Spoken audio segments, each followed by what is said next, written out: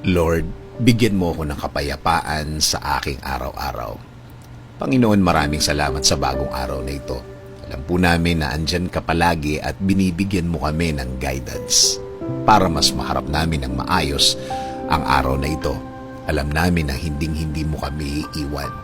Panginoon, kami na naman ay nasa gitna ng isang problema. Wala po ang kapayapaan ng pag-iisip sa amin. Wala po ang kapayapaan ng puso sa amin ngayon. Dulot ng problemang napakabigat na aming hinaharap ngayon, Lord. Lumalapit kami sa inyo, Lord, para ibigay at isuko ang lahat ng aming nasa balikat ngayon at lahat ng aming nasa isip.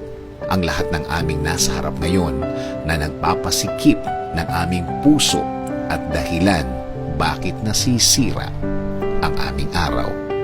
Panginoon, alam namin, Lord, na alam mo ang mga problema namin ito.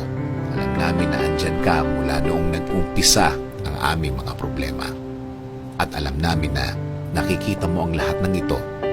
We will submit, Lord.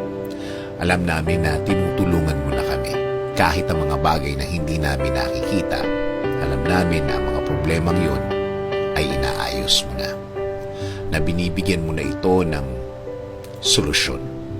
Na sinimulan mo na ayusin ang lahat. Na sinisimulan mo na lagyan ng solusyon ang mga bagay na ito. At kami patuloy na magtitiwala at kakapit sa inyo. Dahil alam namin na magiging okay ang lahat. Huhugot kami ng lakas sa inyo dahil alam namin na yun ang dapat, na ito'y bahagi ng inyong pag-aalaga at pagmamahal sa amin.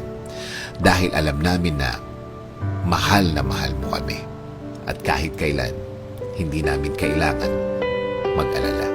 Kaysa isipin namin ang mga problemang ito, i-remind mo kami kung gaano kaganda ang araw na ito, na ito'y puno ng pag-asa at maraming pwedeng i-enjoy sa mga oras na dadating. Alam namin na sa pagtitiwalang ito, kami ay mapapahinga sa mga araw na kami ay pagod. Pagod dahil kami mismo ang gumagawa ng solusyon sa aming mga problema. Now we will learn to trust you more, Lord.